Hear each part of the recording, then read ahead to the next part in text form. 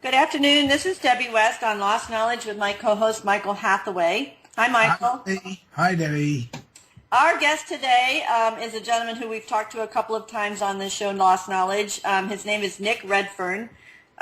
Nick is one of the premier writers of our time, quite frankly. He's written over 30 books. His latest book, Bloodline of the Gods, outlines scientific facts that prove that humans are genetic hybrids.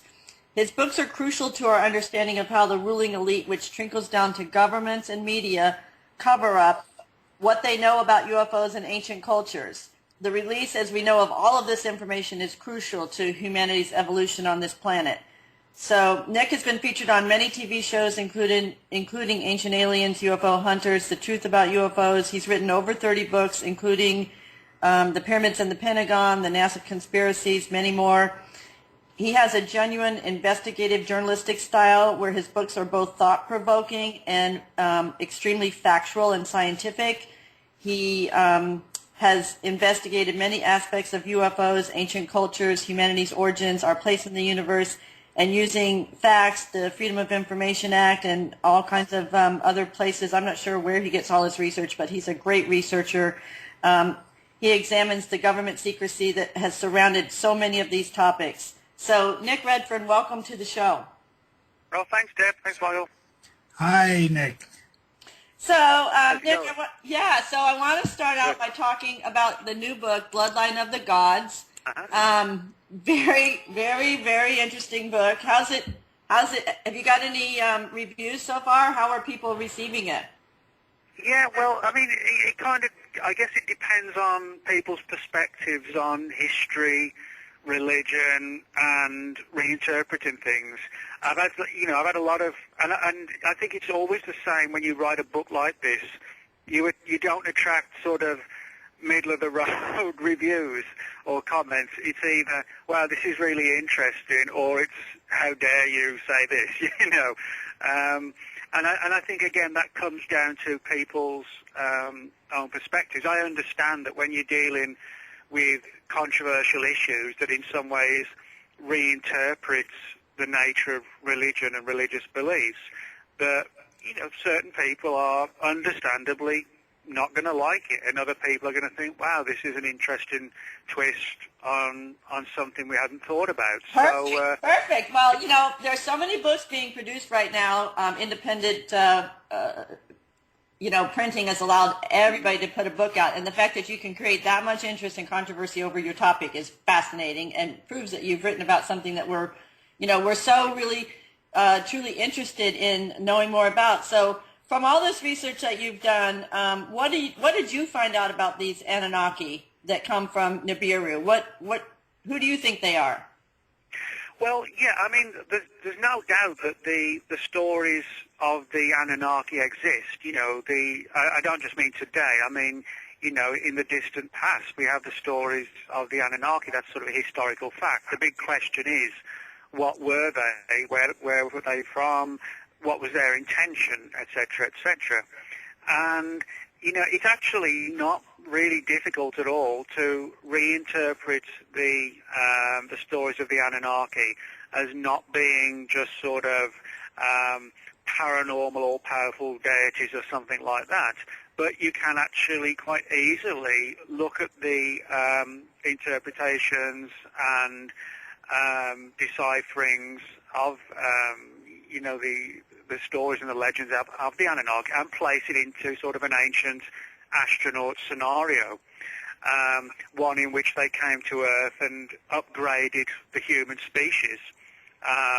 All sorts of theories have been put forward. The one I talk about in the book, which I think sort of ties in more with the reason why the genetic alteration went on, was possibly the scenario of creating sort of a slave race of humans, but ones that were upgraded from the early primitive types to something that could be actually useful for these visiting extraterrestrials. Right, so the Anunnaki were master geneticists from another planet or time-space continuum that came to Earth and were able to upgrade an existing ape-like creature, which you've identified as from a specific primate group, right?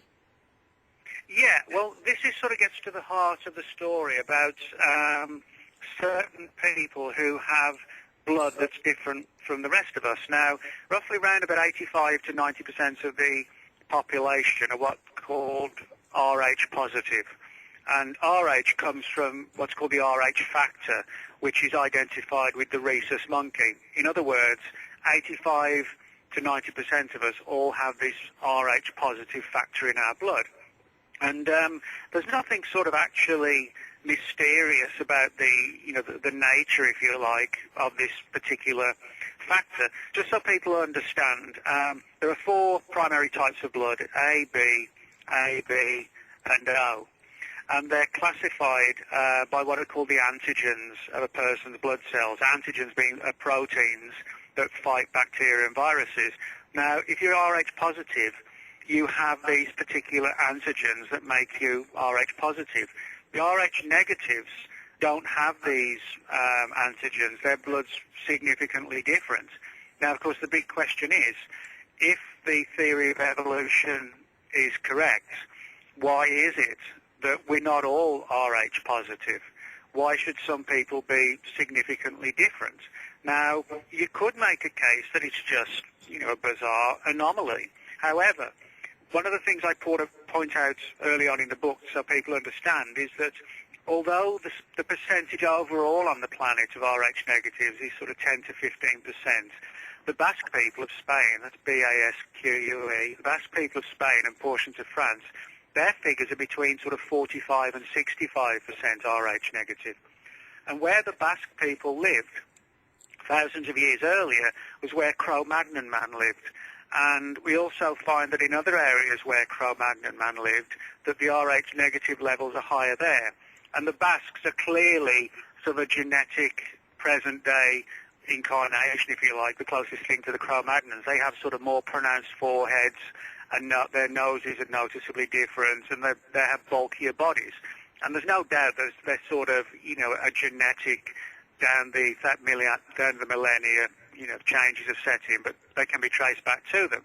And the fact that, as I said, Rh negatives and Cro-Magnons sort of go hand in glove elsewhere, the likelihood, or the very extreme likelihood, is that the Cro-Magnons were Rh negative as well.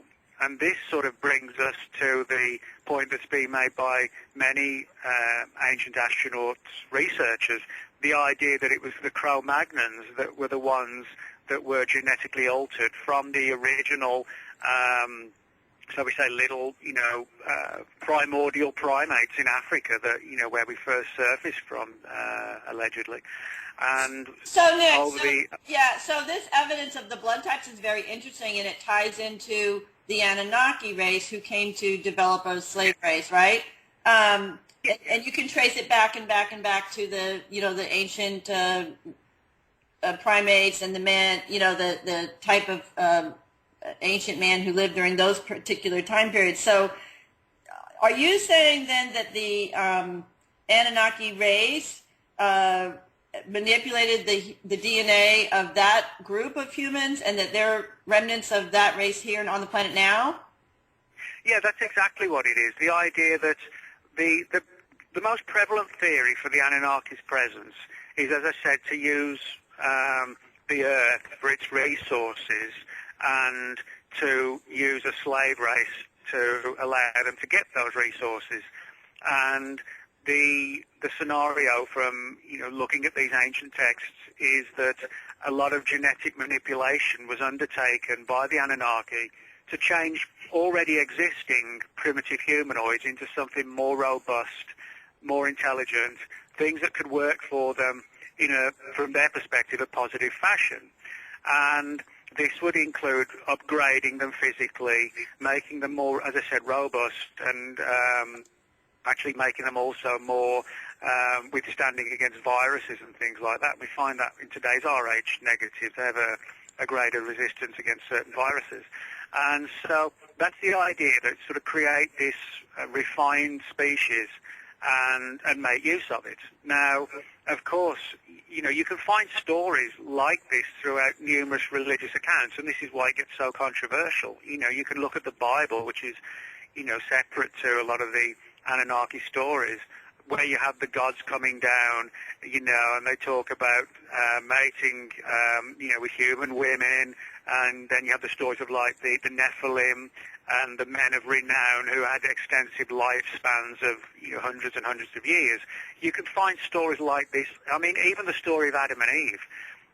If you read the biblical story of Adam and Eve, about where, for example, Eve was supposedly created out of one of Adam's ribs. Now, I don't believe that literally, but if you read the story, it actually says that Adam was placed into a state of great sleep, which sounds like he was anesthetized.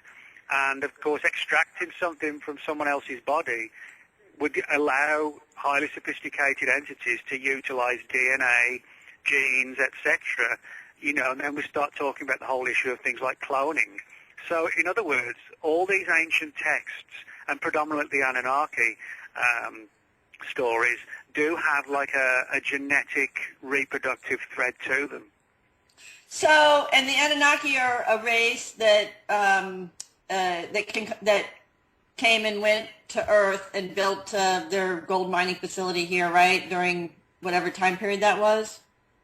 Yeah, I mean, there's a lot of debate as to where precisely, the Anunnaki came from. And Zecharia Sitchin suggested this world known as Nibiru, the idea of another planet in our solar system, but which has such a massive orbit around the sun that it takes literally thousands of years to orbit it. Our Earth takes 365 days. That's why we have a year. It's the amount of time it takes the sun, to orbit. Excuse me, the Earth to orbit. The story of Nibiru is that every so often, when it comes into a closer proximity, the gravitational pull provokes havoc on the Earth.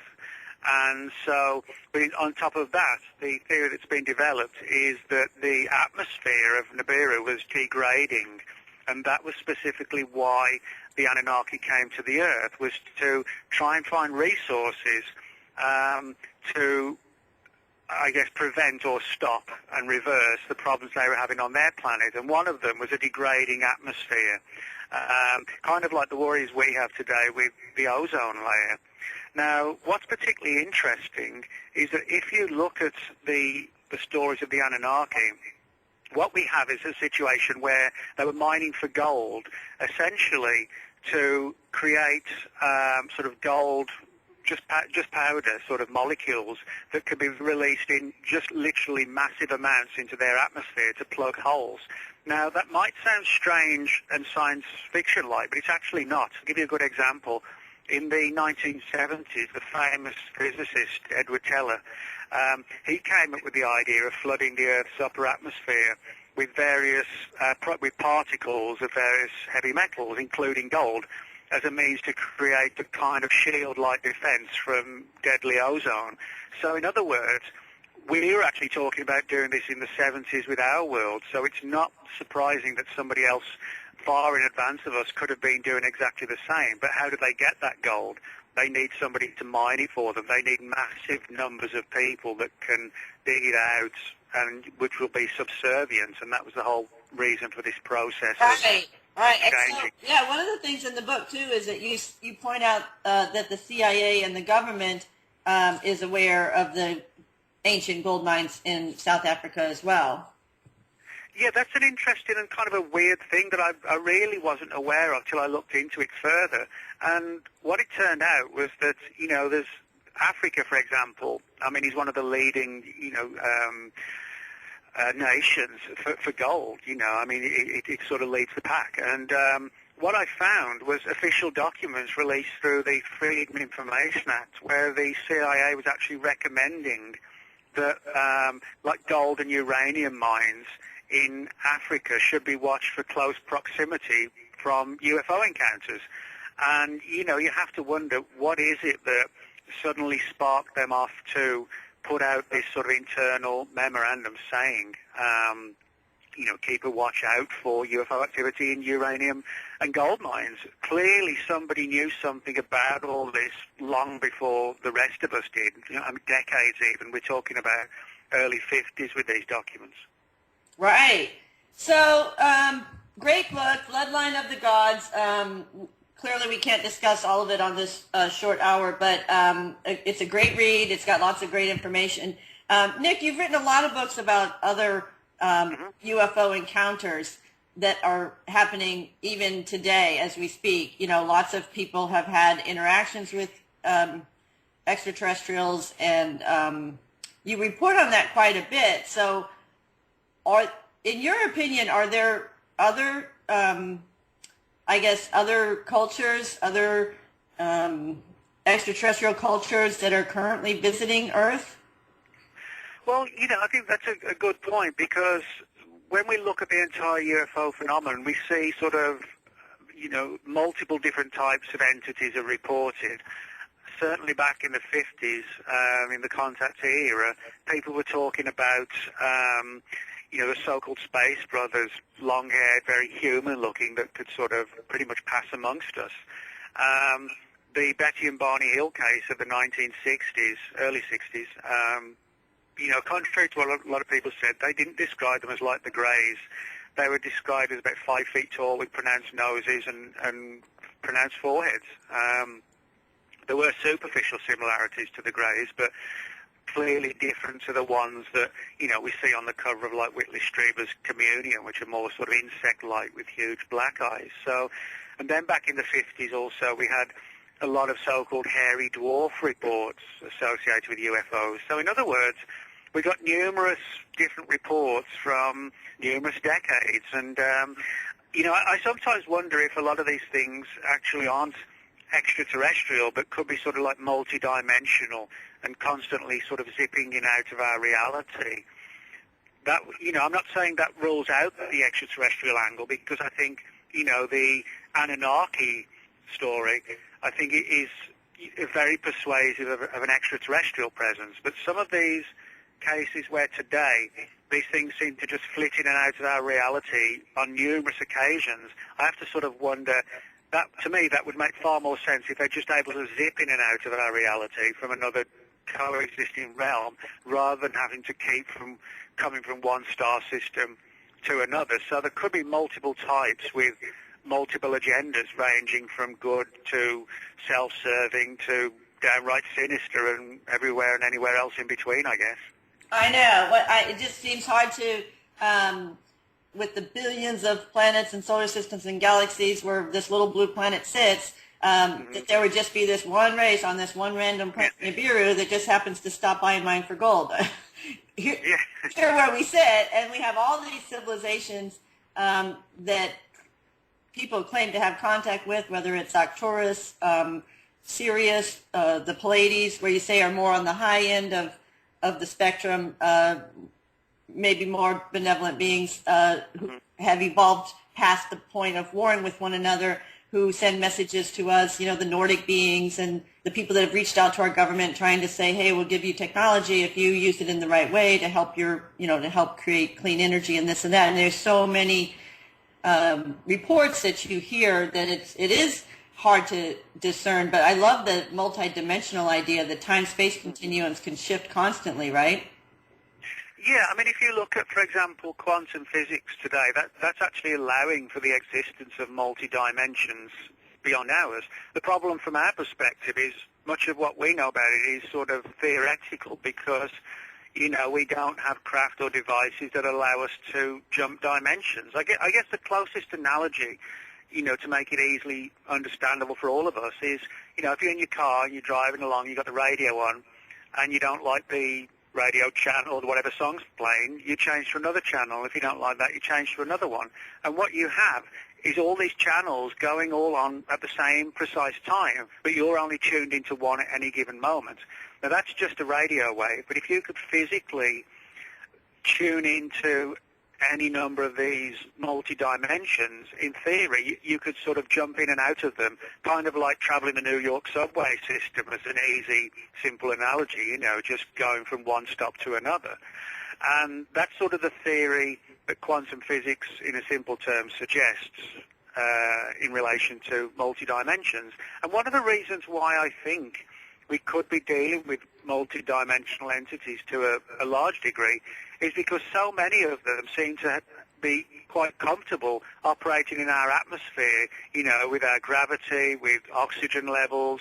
If they were all coming from other star systems, I would be very surprised if they could just jump off a craft and suddenly be completely at home, compatibly speaking, with our atmosphere and our oxygen levels, the gravitational pull and everything else. That kind of suggests them sort of more, a lot of them at least, are sort of more homegrown, if you like. Right. And so back to the Rh negative blood type, I mean, obviously there's different blood types on this planet. Yeah. Is it possible that some of these other cultures, these other cosmic cultures, tampered with DNA with some of the primates as well?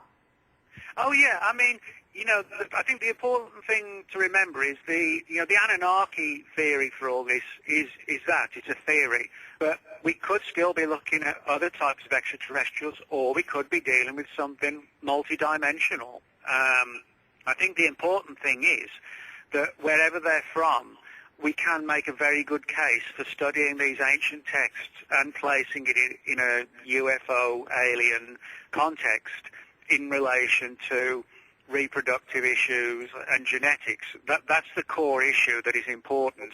The other angles are admittedly theoretical, but sometimes we have to use theories to try and understand, even if we don't have all the answers. But yeah, so we could be looking at, again, multiple factions doing different things. We could be, somebody's lab experiments. At the same time, we're also somebody else's lab experiments as well. Yeah, I know, because I've talked to some of the contactees, and some of the stories that they report, they say that there was like maybe 12 different races who have colonized the Earth over millennia. And, Anunnaki are certainly one of the big, in our mythologies and everything else. They played a big part in our history. So why do you think, Nick, I mean, you come from an investigative reporter background, and your books are all very factual and investigative type journalism.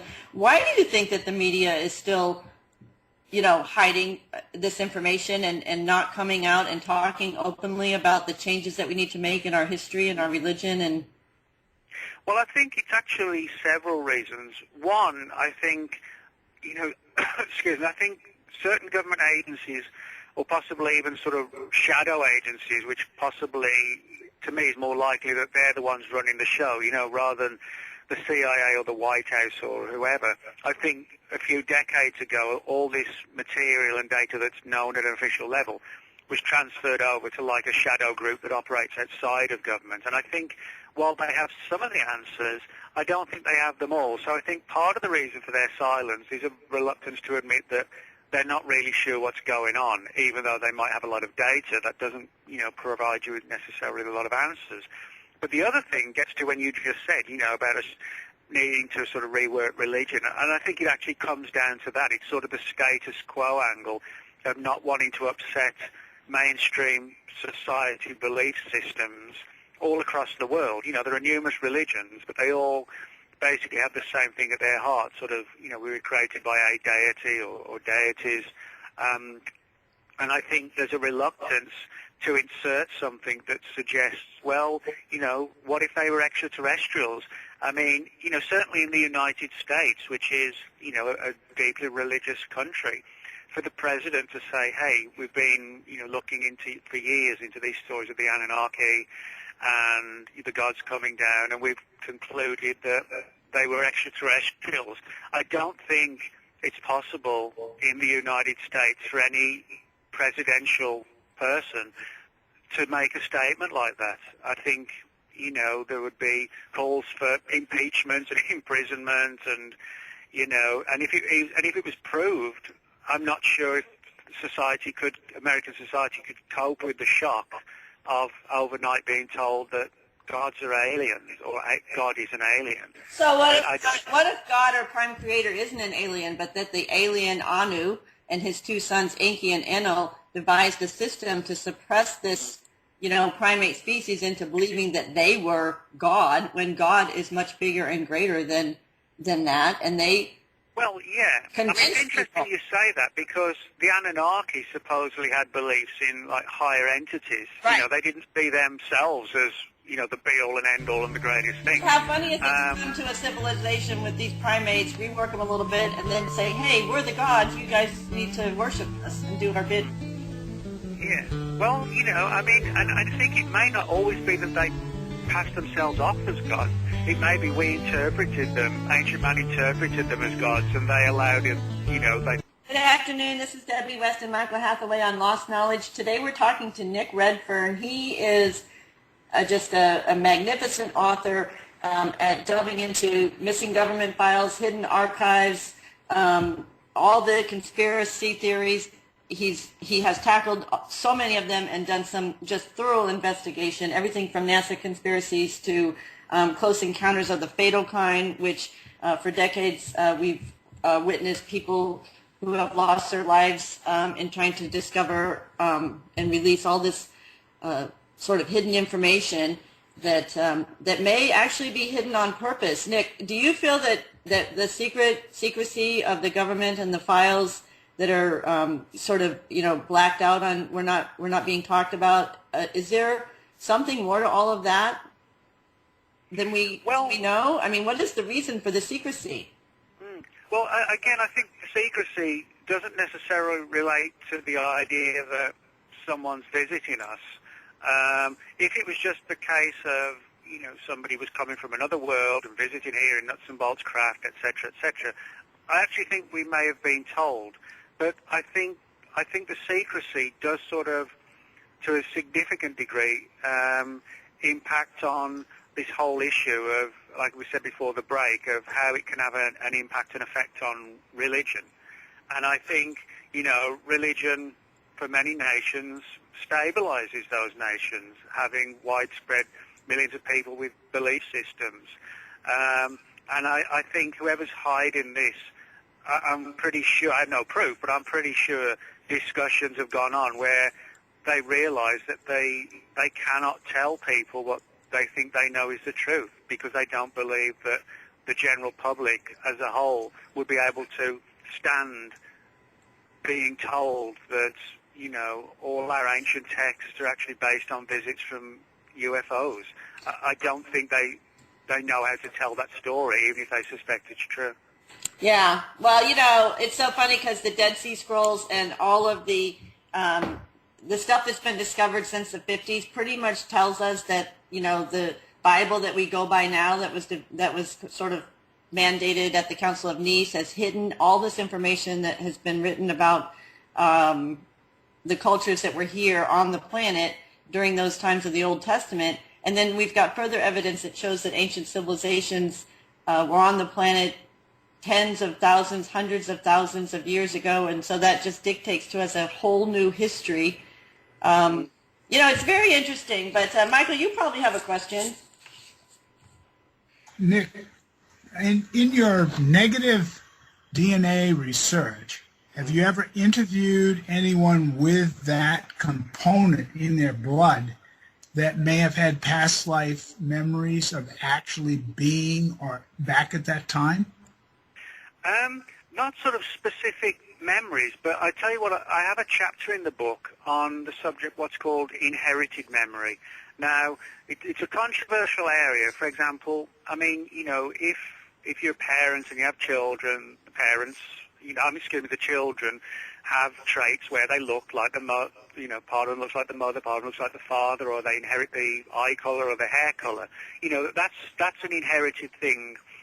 Based around, the mother and father, and then the child is born, genetics and DNA. Well, there's another theory that there are different types of memories as well that we don't fully understand. One of them being, for example, when somebody might have a heart transplant or a lung transplant, and they start to develop cravings for the sorts of food that the person whose organs that were donated to them, that they craved, and then the person who's got the organs, they start craving them, as if some sort of memory, encoded memory in the person actually exists in the organs as well, and then you pick up on it when you're given those organs.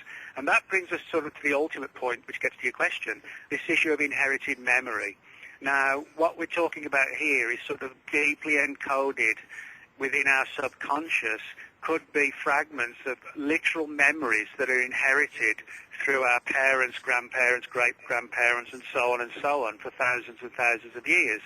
And although we're not really able to necessarily fully tap into them, one of the interesting things about a lot of the Rh negatives is that for reasons they don't fully understand, but which may be because they've got these deeply buried inherited memories, for reasons they don't fully understand, they feel drawn towards the UFO subject. Now, in this chapter in the book, I point out that several noted ancient astronauts researchers and writers are Rh negative. One of the most famous, for example, well actually the most famous in the ancient astronauts field is Eric von Daniken, who happens to be Rh negative. Brad Steiger, who's written extensively on ancient mysteries like Atlantis and worlds before ours, he's Rh negative. Robert Anton Wilson, in the 1970s, was channeling and communicating with higher entities from somewhere else, we're not really sure where, and he found himself immersed in sort of imagery and stories related to ancient Egypt, and he was Rh negative.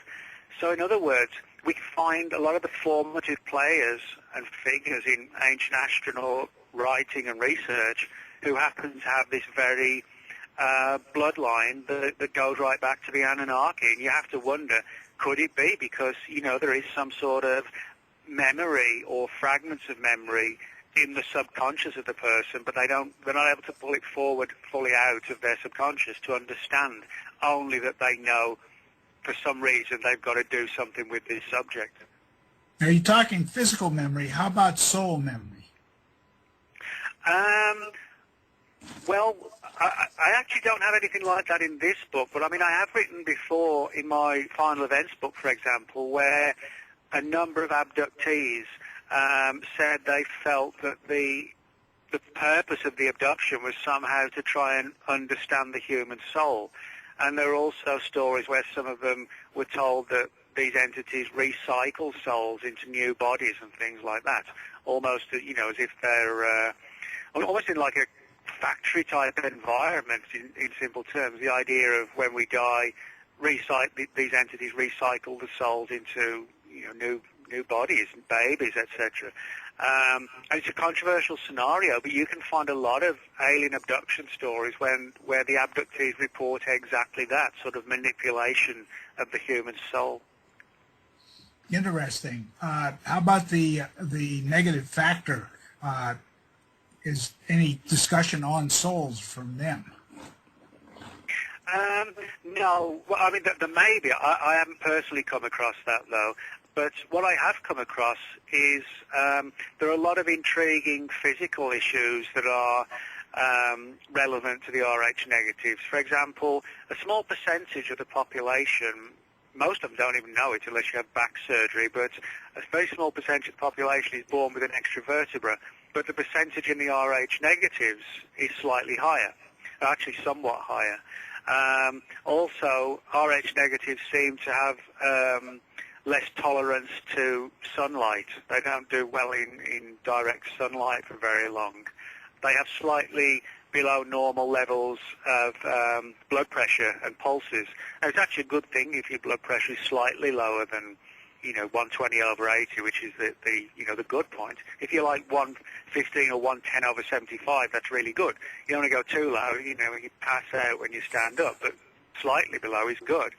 And what's interesting, this issue about the extra vertebra, to go back to the Betty and Barney Hill case we talked about earlier, well, when the Hills were on the craft, they realized that something had happened to them, but they didn't have full conscious recall, and they started to have bad dreams and nightmares about, being kidnapped off the road and taken on board this craft. So they decided to go through regressive hypnosis, and it turns out that, bear in mind this was the early 60s when they were hypnotized, turns out that Barney Hill said that when the aliens were examining him, they kept running their fingers up and down his spine, and he felt, with hindsight, that they were counting his vertebra, how many vertebrae he's got.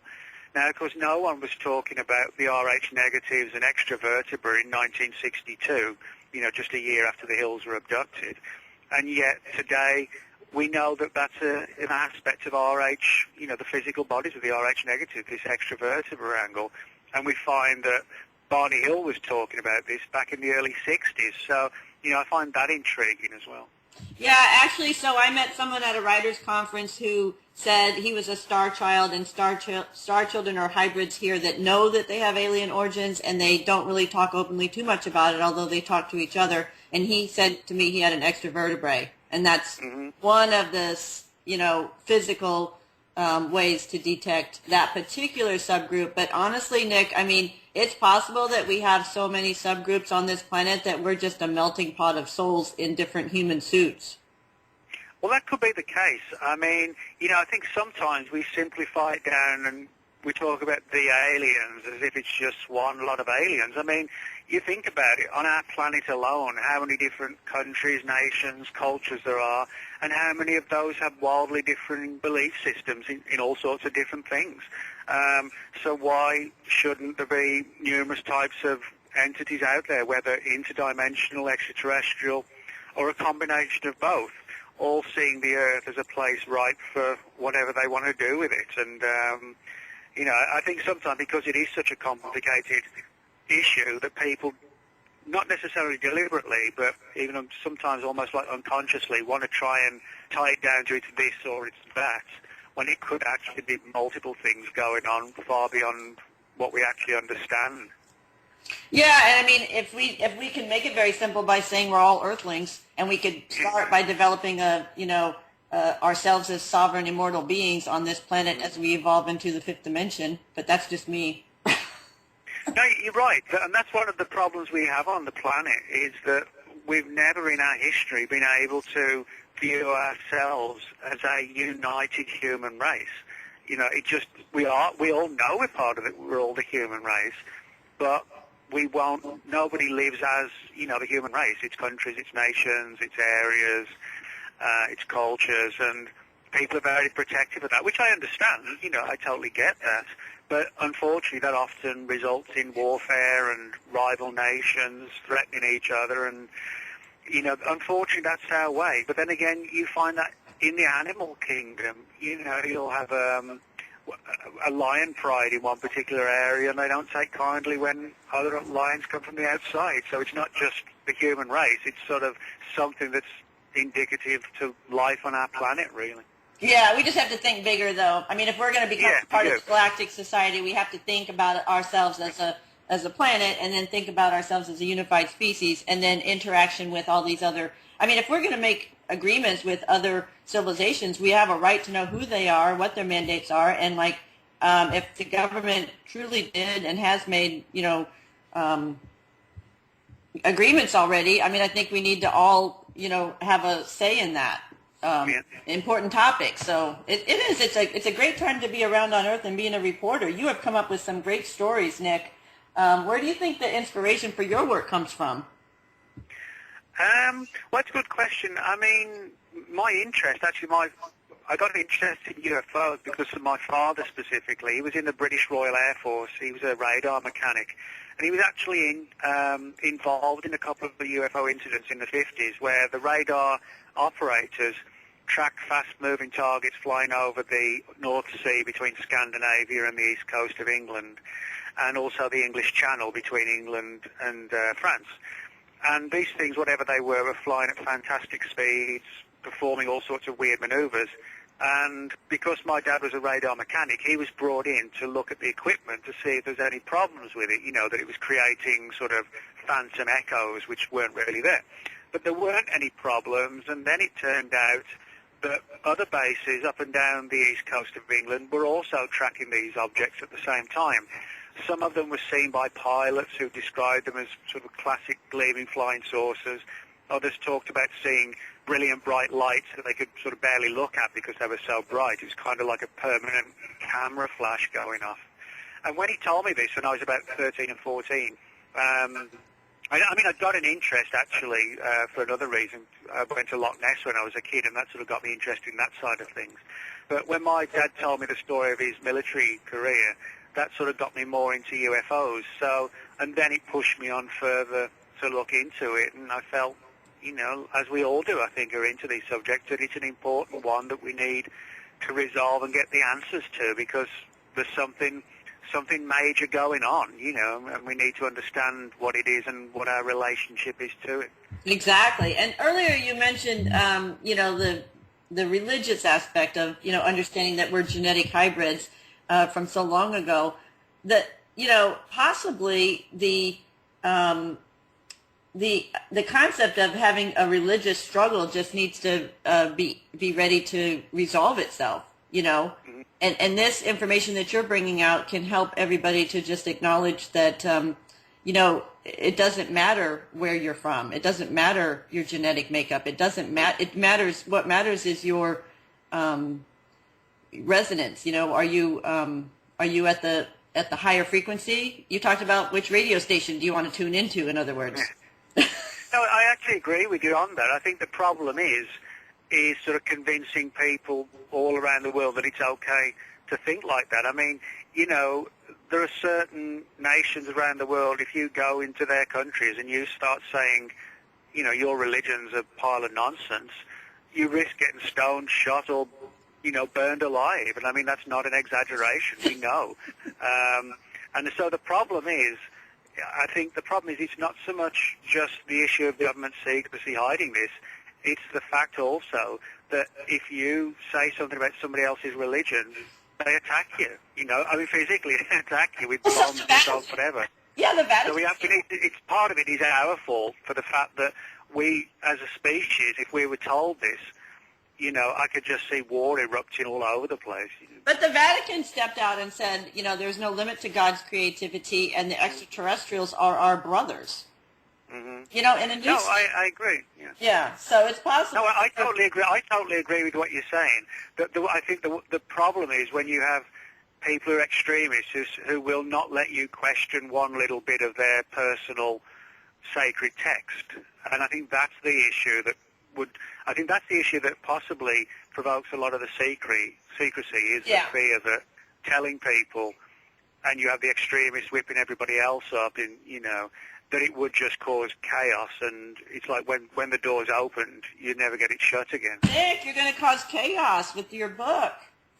Bloodline. Well, I mean, I don't believe, for all what I've said about why I think I understand whoever's hiding this, while I understand why they're hiding it, I don't agree with it.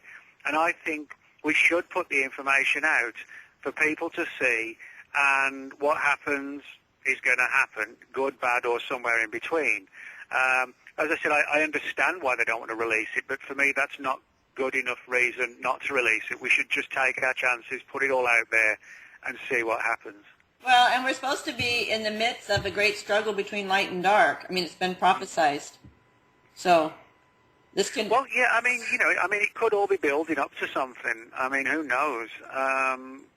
We're living in a strange world right now, and, very unpredictable, not very safe world. But then, we've had that in the past. I think people think today the world's on edge. But, I mean, you look back just to the Second World War, that was 6 years of fighting and atomic bombs going off and hundreds of thousands of people killed, in Hiroshima and Nagasaki. First World War, in 1914 to 18, then we had Spanish flu, which killed millions. So people often, people often forget, the world's been in turmoil for a long time. It's not just now. We forget it because, for the most part, we haven't lived in that turmoil since the Second World War, so people forget about it. I think, why is all this happening now? But it's been going on forever, really. Do you think there is a force, off-world force, what Deb might call the Palladians, or others that are actually monitoring the Earth? Oh, yeah, I think, there's good evidence that we're being watched, and also at a very personal level. I mean, one of the things I get, and I know that a lot of people in these subjects I get a lot of weird synchronicities. The more you dig into these phenomena, the more strange things happen to you. And that kind of suggests something that is so alien to us, the idea not just of extraterrestrials or interdimensionals monitoring us from space or whatever, but the idea that they can interact with us in some obscure fashion provoking synchronicities and pushing us down this pathway and that pathway, that suggests something so infinitely advanced and monitoring us and watching us that it can actually get into the mind of the individual, millions of people. And I think that is something that possibly government agencies are fearful of. Not the conventional idea of aliens landing on the White House lawn, but that they can interact at an individual level with millions of people. And, you know, I'm sure both of you had weird synchronicities over the years. To me, that's only explainable by some alien entity, if you like, that is so incredibly advanced we cannot even begin to, you know, understand it, even in the slightest, really. Well, is that like the God force? Well, yeah, I mean, you know, there's different, you can label it in different terms, but the idea, I mean, it's no different, you know, somebody praying and then getting an answer isn't that much different from somebody wondering about who the men in black are, and then suddenly they get a weird synchronicity where somebody tells them a story about the men in black.